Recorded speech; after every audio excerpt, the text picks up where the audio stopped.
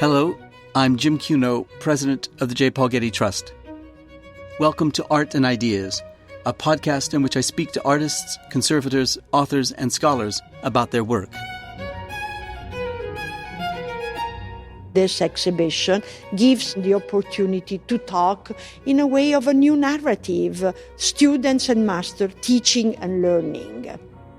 In this episode, I speak with Getty Research Institute curator Maristella Casciato, research assistant Gary Fox, and head of web and new media Liz McDermott about their exhibitions Bauhaus Beginnings and Bauhaus Building the New Artist.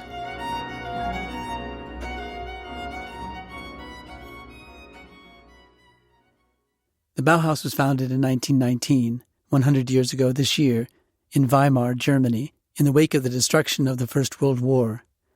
Fabled for its radically modern pedagogy and curriculum, the Bauhaus attracted a faculty of distinguished designers and artists, from its founding director, Walter Gropius, and theater designer Oskar Schlemmer, to the artists Lionel Feiniger, Johannes Itten, Vasily Kandinsky, and Paul Klee.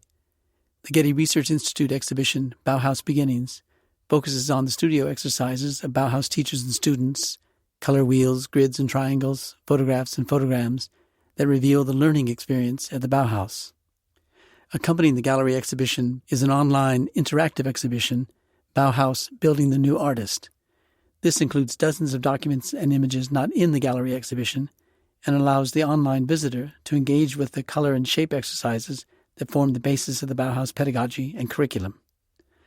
To experience both exhibitions firsthand, I met with senior curator Maristella Casciato, research assistant Gary Fox, and head of web and new media Liz McDermott. Maristella, tell us about the early years of the Bauhaus. Who founded it and how did it get started? Well, thank you, Jim, for visiting the exhibition with us.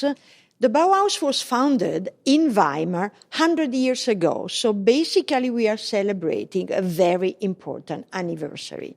It was founded in a relatively small town in Germany, Weimar, and by Berlin-born architect Walter Gropius. Gropius at the time was 35 years old, had been already involved in some major projects in architecture and design. As an architect or as a teacher? As an architect. He was an architect trained and had worked with one of the major institutions about art, design and architecture. It's called Werkbund. And within the Werkbund, he had designed two relatively known, basically marking modern architecture buildings that in a way are originally the foundation, not of the Bauhaus, but the whole idea of modern architecture. The Bauhaus, for various reasons, will be at the beginning, for him, a different story. And why a different story? Because between his accomplishment as architect and 1919, we had World War I, between 1914 and 1918, a major break in German culture and German state and politics in general. What was the training system for an architect at that time in Germany? Training system was rather complex, specifically in the Prussian-German history. There is still a relatively Beaux-Arts, old-fashioned teaching, though he comes, Walter Gropius, from a well-educated family of engineers and architects. So maybe we can say that he had a kind of specific training within his family. Then the other aspect that is very important in Germany is the time, is where architects or young people who will be becoming architects is the apprentices. And Walter Gropius specifically had a very good training period as an apprentice with a very relevant, well-known at the time, German architect in Berlin, whose name is Peter Behrens. So he trained as an apprentice. Did he go to a school? Was there a school to which he could have gone? Yeah, he went to a school, for technical instruction in architecture and engineer, but to form the architect, the most relevant component was the timing spent with an architect. And in his case, Peter Behrens was really the cradle of his education. There is a small detail that we can add to this, that when he entered 1909 Peter Behrens' office, he was with two other architects who will become, as he did, the masters of 20th century architecture. The young Miss van der Rohe was in the office, and even younger at the time, what we called then later Le Corbusier, was even in the office. So this idea of this very magical triangle of three young practicing who then will really shape the history of architecture in 20th century, they all met at Peter Behrens' office. So, Gary, how did Gropius go from that kind of training to establishing the Bauhaus, and who was his patron? So Walter Gropius was 35 years old when he's asked to lead the new institution. He had been involved in the Deutscher Werkbund before his time at the Bauhaus. And one of the key founders among the leaders of the Deutscher Werkbund, the Association of German Craftsmen, seeking to bring architects and designers into collaboration with capitalists and industrialists, was Henry van der Velde. Van der Velde had led a series of schools in the context of Weimar Germany before the First World War, including the School of Applied Arts. Van der Velde recommends Gropius to take over as his successor, director of the institution. The school, however, remains closed through the First War, and after it reopens, Van der Velde's recommendation of Gropius is enacted, and Gropius is hired as director. So Van der Velde established the precedent for the Bauhaus in Weimar, or was it in Berlin, and it was Gropius who brought it to Weimar? So Henry van der Velde is hired by the local government, the Thuringian government in Weimar, to advise how local craftsmen can improve their methods of design, their approaches toward industrialization. And so he founds a number of institutions, in fact. He founds the School of Applied Arts. He leads a seminar. He encourages reforms among industrialists more broadly outside of pedagogical systems. And so he's very close to the local government for a short period, from about 1904 to about 1914, when he is forced out. Well, what was it about the local government that led them to support and patronize the founding of the Bauhaus in Weimar? Well, van der Velde reaching Weimar before World War I, at the beginning of the 20th century, he arrives with a kind of aura of being one of the master of modern design and modern craft. He is a Belgian, and he is also credited to be the mind behind what we call Art Nouveau. So he reaches Weimar really because the government thinks that German younger people should be educated in both fine arts and craft and design in a general sense in a strong way. The whole idea of education in early Germany, early 20th century, is specifically, which was then the foundation of the Bauhaus, to reunify different components. So van der Velde is important as a major figure before the Bauhaus to conceptualize this idea of a more holistic education. So was the pedagogy of the Bauhaus that much more radically different than that of its predecessor? I would say that was not radically different.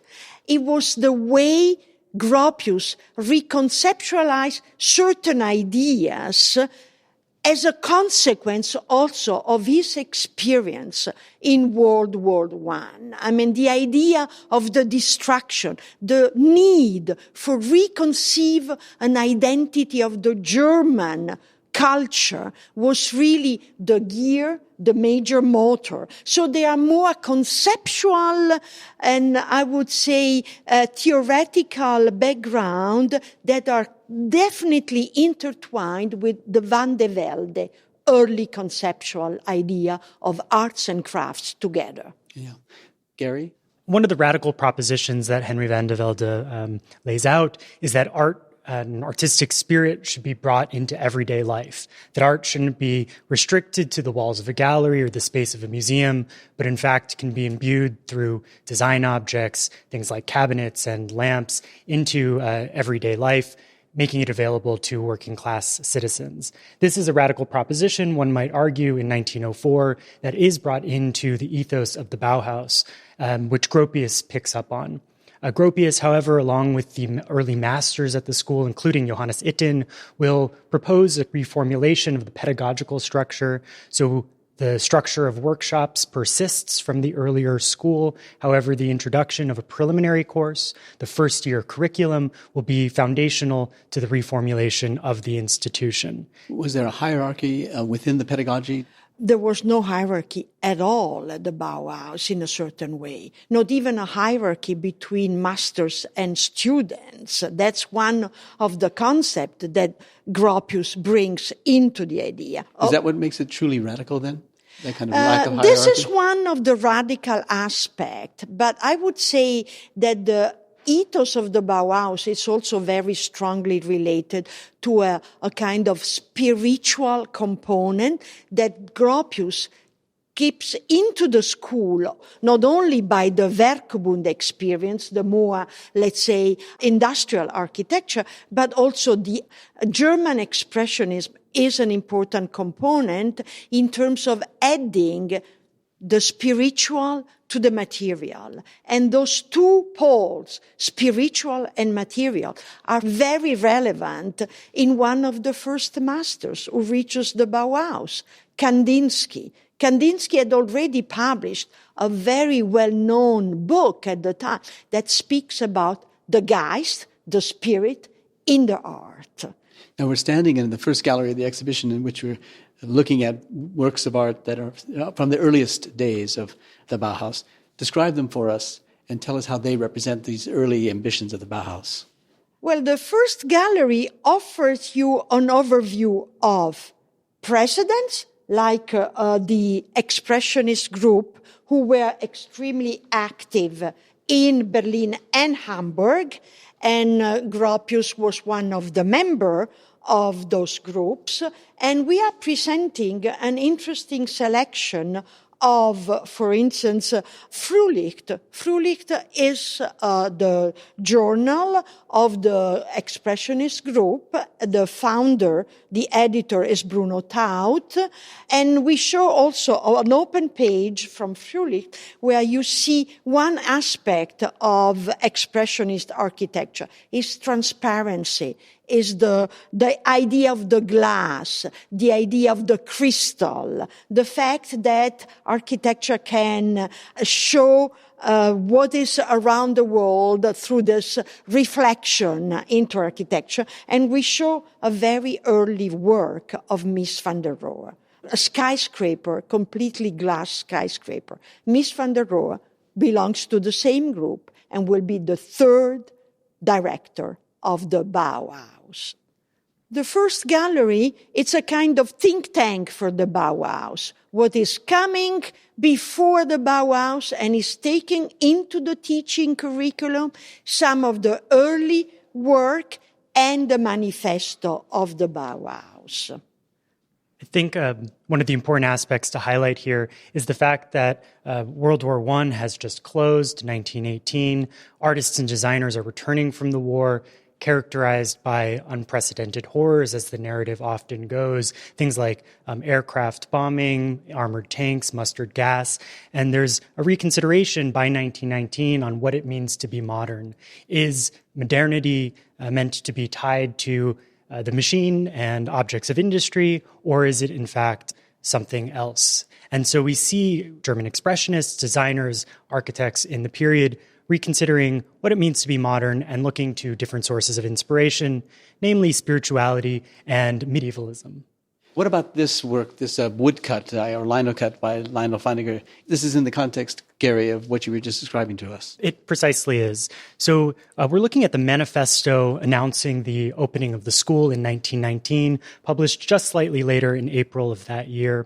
In the text, Walter Gropius promises a reformulated vision for modern architectural, artistic, and design pedagogy, a vision in which designers and artists of all kinds could come together to produce socially and spiritually gratifying collective works.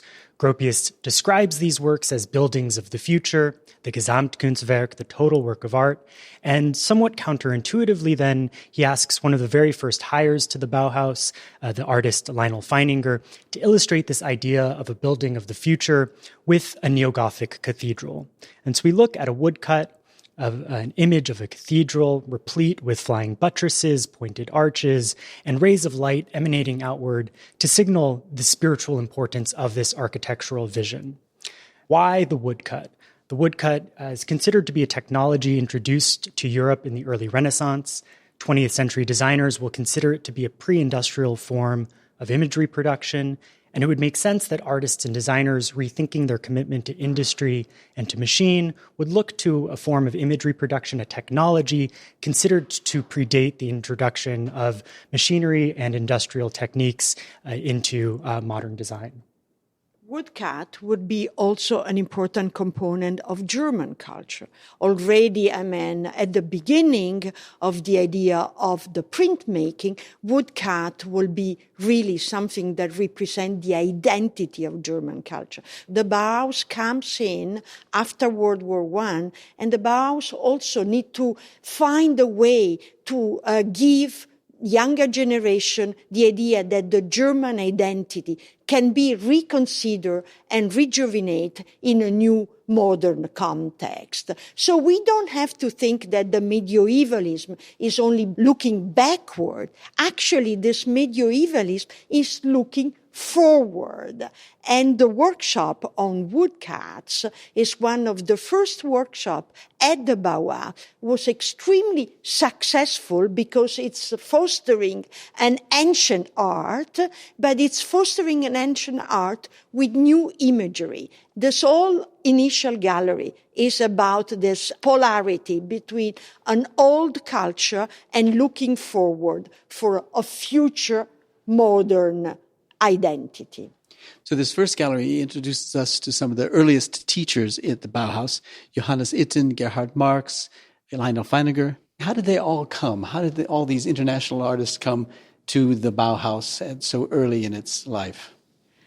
I would say that this is, quote unquote, the genius of Walter Gropius, but also is incredible network already. He is young, but in the years he was in Berlin and also within the Werkbund, he really created a very strong network. So Gropius, reaching Weimar, he is able immediately to contact artists that are already well known at the time and convince them, which is not an easy job, to come to Weimar, a small town, to initiate really a new endeavor, something that is visually, in a way, utopian in the context of the German culture.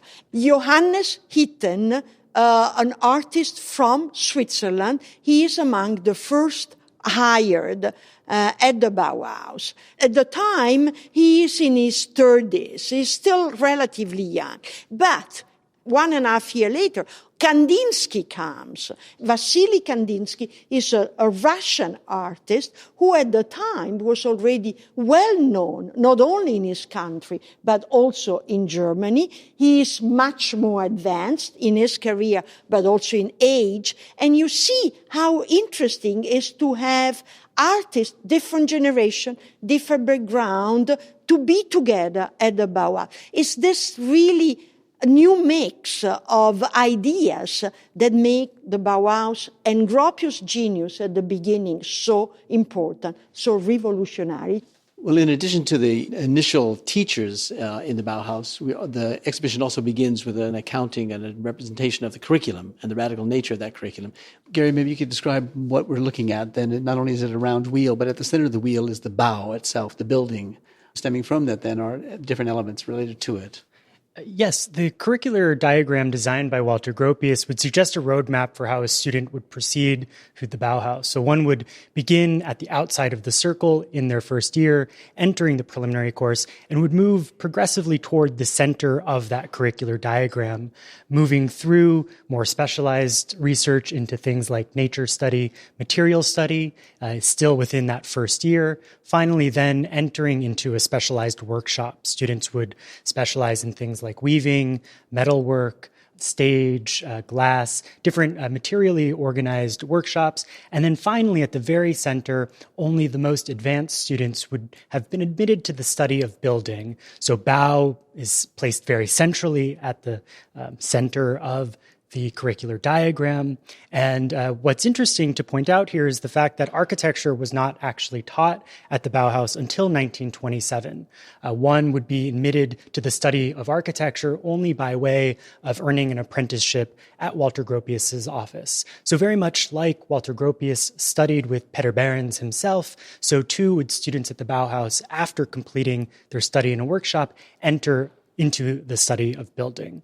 One aspect of the curriculum is also that students enter the school, they progress, and the way they learn allow them to become first a kind of assistant, and then, what is interesting, some of the students then become master. So you see, there is also a continuity, not only in the teaching diagram, but also in the way students become enrolled also in higher position. This tells you also that the Bauhaus, it's really a kind of not a school you enter, you go out and you forget, but forming a kind of new group, a new society. So we have a representation of a range of artists who taught at the Bauhaus and who came from different parts of Europe and even from the United States. Is that true also of the students of the Bauhaus in the early years in Weimar? Did they come from all over the world? Bauhaus, at the time, after World War I, is also exceptionally for being an international school. Of course, initially you have German and all the countries in the neighborhood, Eastern Europe, but you also had students from the very beginning coming from other countries. Then the idea of the internationalization became more and more relevant, with few students from the US, students from Japan, other countries in Europe, including Italy. So you need to think about this idea of the school after 1923, with the well-known Bauhaus exhibition, reaches such an international audience that becomes extremely attractive. Was the Bauhaus in its first incarnation in Weimar in a building designed by the architects of the Bauhaus? Would I have recognized that building as being as radical as the school itself? Well, initially the Bauhaus is hosted in Weimar in a school designed by Van de Velde, the very initiator of this idea of the arts and crafts reunion. He also the architect of the building.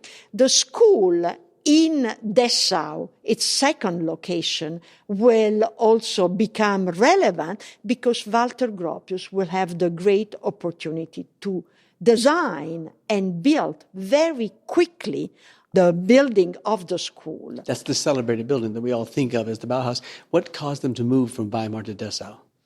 Basically, political reason. In the Thuringian state, the situation of the fight between the left and the right wing, even within the Republic, was extremely tough. And there were constantly critique to the school, critique to the action of the students. Walter Gropius had even asked the student not to be politically involved in this fight. There was a moment where definitely the Bauhaus was not any longer welcome in Weimar. But Gropius, with his great networking, was able to connect to the mayor in Dessau, a rather industrial city, very different from Weimar at the time. And they were really supporting the idea of an innovative technical school also for architecture. That's the big changes from when architecture really becomes part of the curriculum, and this giving Gropius the opportunity to build the famous, well-known, almost all glass building of the Bauhaus in Dessau. So having introduced the transition from Weimar to Dessau, how do we see that in the exhibition, and how do we see it in the continuation of the pedagogy of Weimar? One of the things that the exhibition hoped to do was to establish a line of continuity, understanding what principles were established in Weimar and were connected or carried through into the next phase in Dessau. So we stand in a larger gallery space where we see studies from the first year curriculum, the preliminary course, established as a required course for all students entering the school. Johannes Itten, the Swiss expressionist painter, will propose the idea of a preliminary course in 1919, again, still in Weimar. 1920, it becomes required for all first-year students. The idea behind the preliminary course, it's hoped, will establish a shared foundation of aesthetic knowledge among all artists and designers moving through the school. If they've been trained in a shared set of principles, they could go on to design what Gropius describes as buildings of the future, the Gesamtkunstwerk, the total work of art, in which objects of all scales would combine and produce a total environment. Tell us how that's evident in what we're looking at. So we consider studies of things like color, considered to be a fundamental issue to any form of artistic or design practice. On the wall, we see studies by students in the preliminary course working through ideas of color. Students like Hilde Reindl, a woman student, developing a color wheel in which she places the pure colors along a circle, and then on the outside has placed a secondary wheel of tints, tones, and shades, grays, whites, and blacks, to understand how those tints, tones, and shades relate to the pure colors. We see other formats for studying color as well, not only color wheels, but things like color grids, color spheres, color triangles, representing the wealth of ideas around representing color as a totalizing system considered to be requisite for these first-year students at the school. We're in this gallery, we're surrounded by examples of the work of masters and students. And in the context of other collections of Bauhaus material, whether it's in Cambridge, Massachusetts, or it's in Berlin, this is unique because it focuses on the work of students. Is that correct? The Bauhaus collection at the GRI came together through many years and very different acquisitions. But what is unique of the collection is that what we receive beginning are students' work. Students' work are probably the one that are not usually collected because, they don't have the aura of being the important artist or Kandinsky or Klee. The idea of the work of art, it's basically not the foundational component of this collection. The idea was to be able to collect those kind of unexpected documentation that then became became so relevant as work of art. That's why the freshness of the exhibition comes to the fact that sometimes some of these notebooks are signed, some are not signed, but they reveal the labor, the learning, and the teaching at the Bauhaus.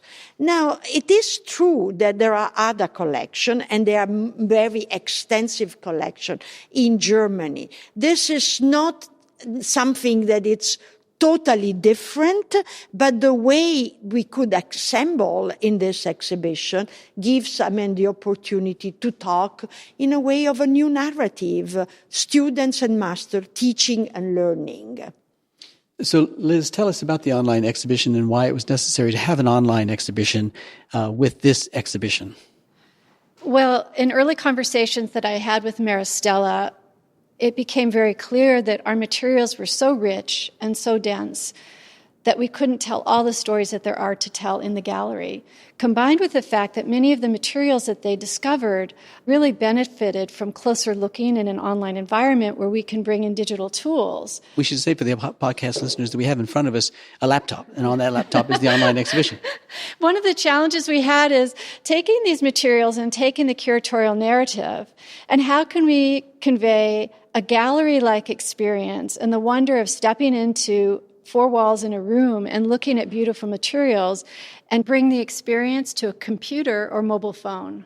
And what we decided to do was work with the curriculum wheel that they spoke of earlier and arrange the materials in a way that was sort of parallel to the process of the teachings at the Bauhaus. And it's organized into various gallery rooms or sections according to how the students learned these various aspects of the Bauhaus in the school thematically. So each section culminates in an interactive exercise that's a digital representation in a modern era of an exercise that a student would have done back in the day at the Bauhaus.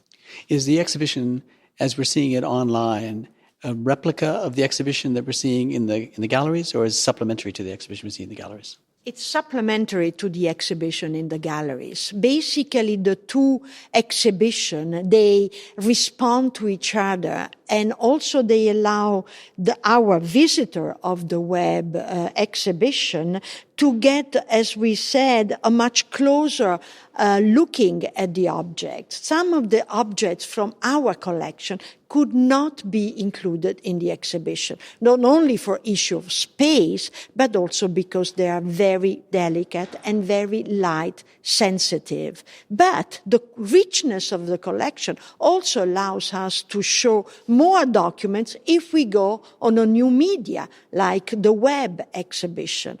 Considering the number of documents that are in the web exhibition, more of a half of them, they are not visible in the gallery exhibition. So there is a kind of complementarity, but also an enrichment of the knowledge, not only of the collection, but also of the Bauhaus narrative.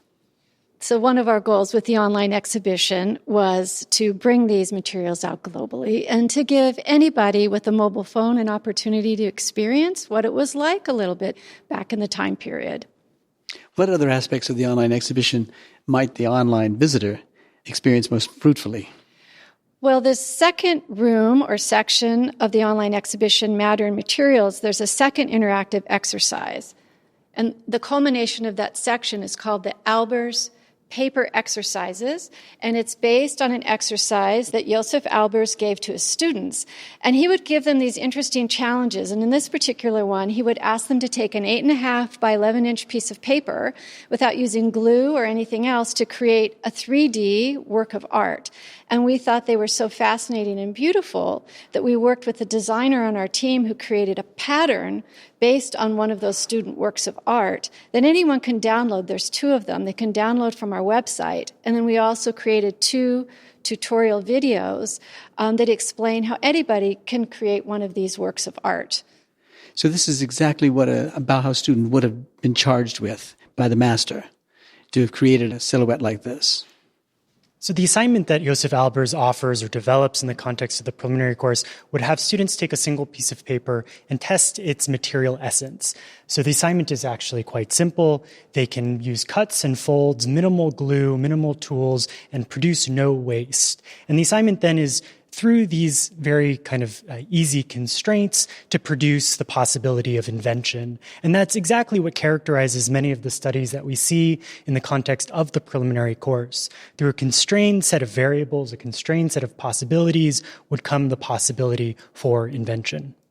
In fact, those are very ephemeral pieces, so we don't have them in the collection. What we have are instructions and an incredible, very large set of photographs that have been sometimes presented in the exhibition, sometimes in publications, but really never experience again three-dimensionally. So we thought this is a way also for any kind of global visitors to really experience something which was the ethos of Josef Albers. You have to understand the materiality of the material. So a piece of paper, if you don't have to waste paper and you cannot use glue, how do you fold and cut in order to start building a three-dimensional object.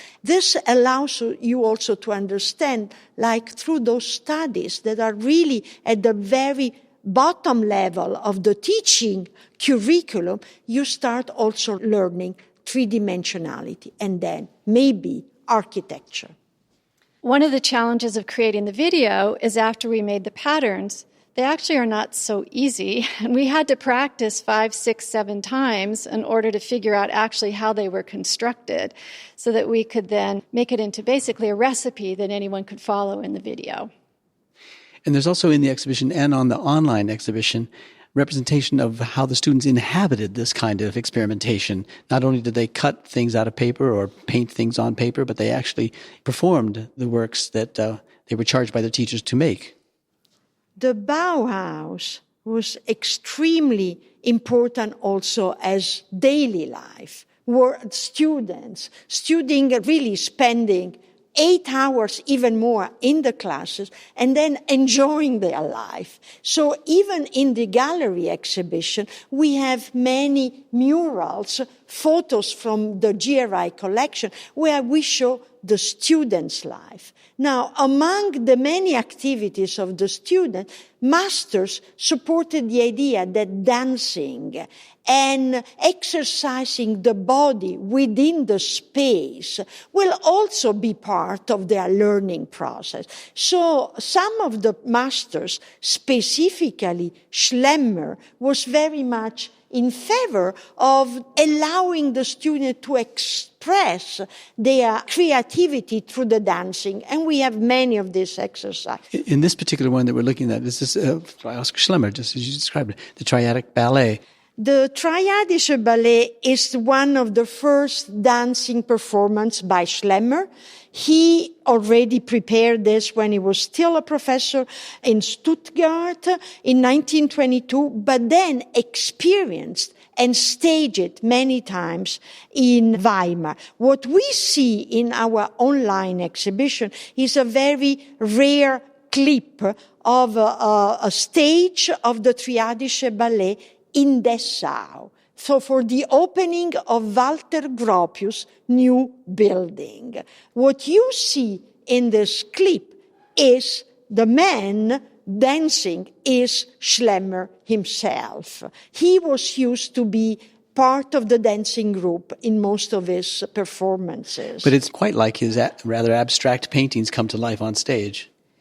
It is an abstract figurine, one of his costume, and the idea of the Triadische Ballet comes also from the idea that you have an abstract stage of 3 different colors and the figurines that move on this stage. One of the key aspects that both the in-gallery and online exhibition hoped to highlight was how the principles developed in the first-year education, the preliminary course, would translate to a variety of media being experimented and worked through in the context of Bauhaus workshops. One of those workshops, very clearly, was the stage workshop led by Oscar Schlemmer after about 1923, 1924. And so we see how a lot of the principles, experiments, and investigations into things like form and color would translate to the design of a stage, theatrical production, the design of music, stage sets, costumes, choreography, all mobilizing the very many principles being tested in that first-year curriculum. Okay, let's continue in the other galleries. Now we're in Gallery 2, and we see examples of weaving. Gary, tell us about them. So after a student would complete the first-year curriculum, the preliminary course at the Bauhaus, they would apply to and be admitted to specialized workshops like weaving. Weaving was one of the most successful workshops at the Bauhaus. The school was state-sponsored, but hoped to turn a profit from the sale of objects designed at the school. That ambition is never quite realized, with the exception of the objects from the weaving workshop, which were, in fact, financially viable and successful. The issue of gender becomes very important to raise here. The student body from the beginning was about half women, and yet in large numbers they were either encouraged to or forced to take up weaving. Some of the masters at the school thought that or argued that women could not think in 3 dimensions, and so in large numbers they were relegated to the weaving workshop. There are some notable exceptions. Mariana Brandt makes it into the metalworking workshop. Amazira Büscher makes it into the cabinet-making workshop. But if we look very closely, in fact, to the objects from the weaving studio, we recognize quite immediately that weaving involves a great deal of three-dimensional thinking and is, in fact, quite mathematical and technical in its execution.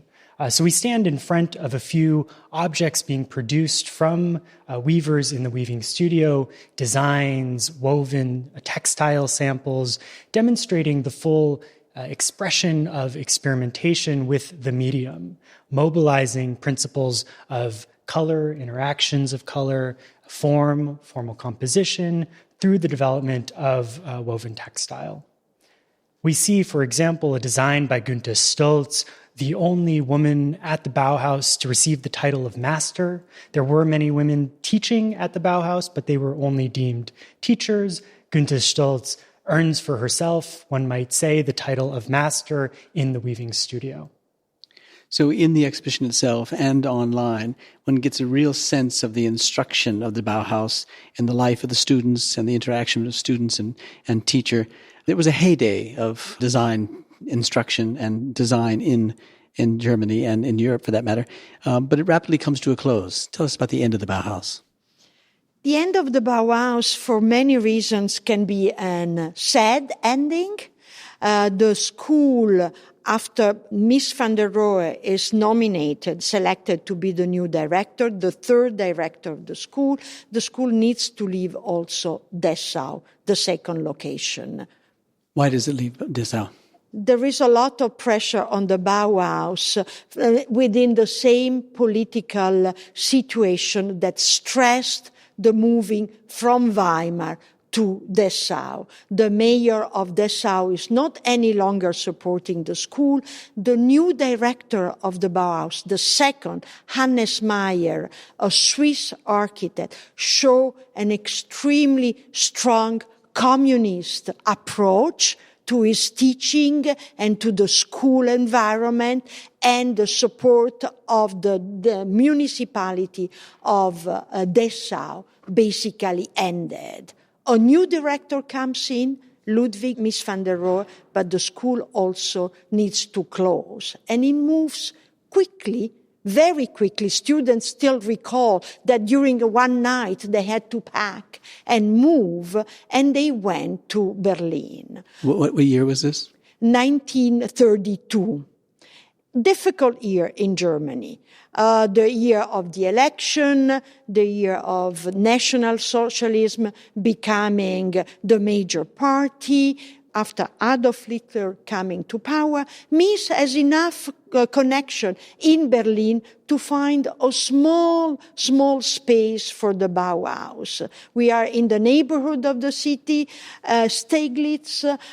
It's a garage, basically. And the school keeps going for almost another year until 1933, when the students, even quicker than before that, had to leave because the SS was coming in and basically not allowing, not even to collect what was remained in the space. And what about the afterlife of the Bauhaus?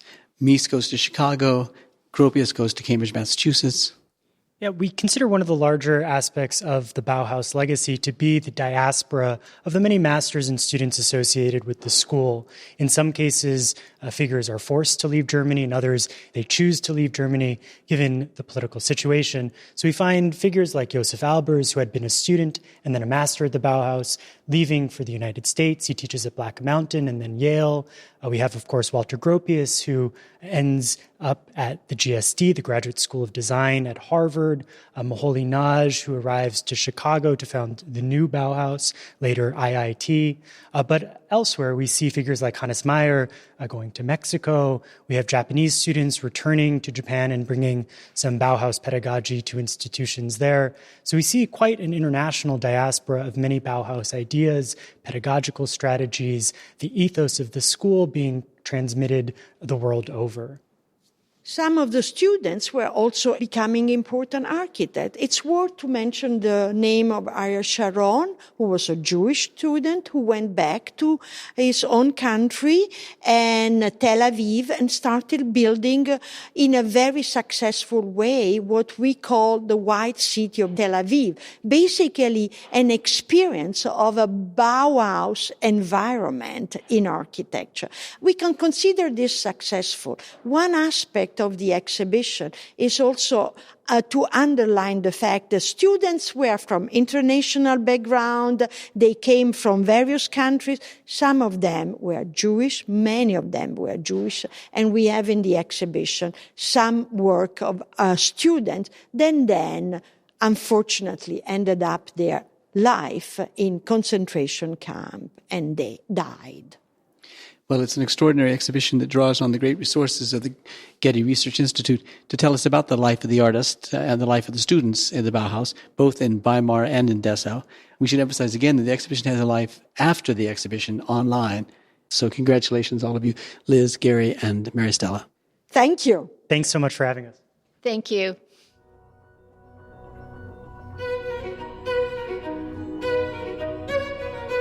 The exhibition, Bauhaus Beginnings, is on view at the Getty Center through October 13, 2019. The online exhibition, Bauhaus Building the New Artist, is accessible at getty.edu/Bauhaus.